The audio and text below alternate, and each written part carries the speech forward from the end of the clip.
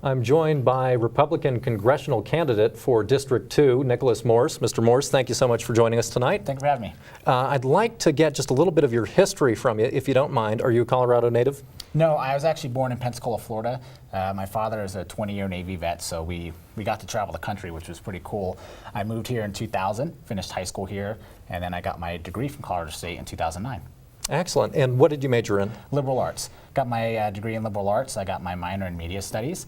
And then when I graduated in 2013, 2015, I got my master's degree in business at night here in Fort Collins as well. Okay, now tell me, since earning your undergraduate, what have you been doing? How have you been working? Yeah, so I've been working, before I entered the race, I was a marketing executive at Madwire Media, which is actually, their corporate headquarters is right here in Fort Collins as well. So we just managed the portfolio of clients' advertising budget, and I did that for 3 years. I was an auditor before that, and then politically, I was the treasurer of the Larimer County Republican Party, and I did that until I entered into this race as well.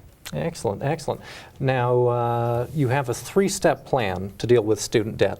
Your opponent, Jared Polis, has come out with his own plan, and he says he wants to bring down the overall cost of college and skill training by encouraging vocational schools, by encouraging community college. Now, one of his other plans, too, is he says he wants to cap the student loan interest rates and move to a simple income-based repayment system. Now, are your plans different from his? They are. So we already have income-based. That's one of the options that you can already take advantage of.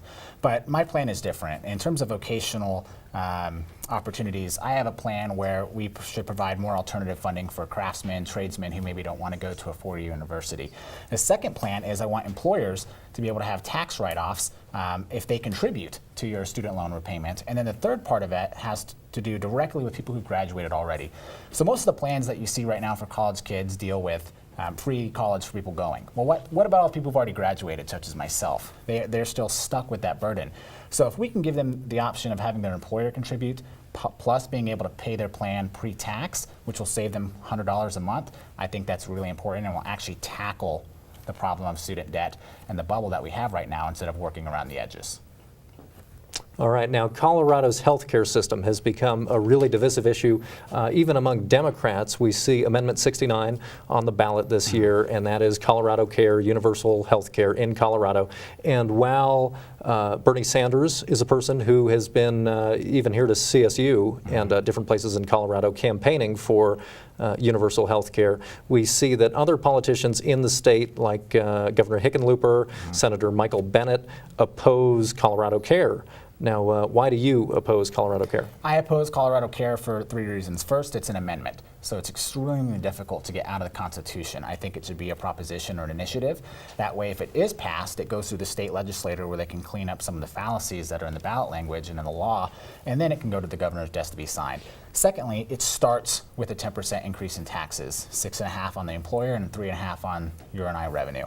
Plus, there's an additional 10 to 15% tax on any revenue that's not income generated. So payroll would be a good example. Anything outside of that, there's an additional tax there.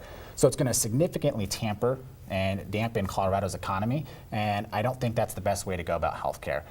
If we could see it as an initiative or a proposition, then I think people would be more receptive to it, but I'm against it for those reasons. All right, now another issue that is very significant among college students is the environment. And of course the Republican Party isn't known for its environmental policies. In Congress, what sort of legislature would you hope to pass as far as environmental policy goes? Yeah, I think our party's coming around to that. I've tried to lead on that. Sustainable energy is extremely important because once it becomes sustainable, the costs go down as well. So it's passed on to the end user like you and I, where our bills go down. But we have to also take into account where we are geographically. While some areas might be able to take care of tidal, hydro, energy, we can't. We're just not geographically well positioned for that. So I've tried to lead in my campaign and my race to show that we should continue to subsidize solar, we should continue to subsidize wind, but we shouldn't turn off sources of energy right now like oil and gas that have 100% yield. It'll cause the cost to skyrocket because the demand will be higher than the supply. And so while I want us to get there, we still need to be able to meet our needs right now, and it's something that I've been trying to lead on in my party. All right. Now, you're also a strong proponent of the Second Amendment, a defender of the Second Amendment. This topic is perhaps more polarizing and more inflammatory in light of all the recent shootings we've had this year.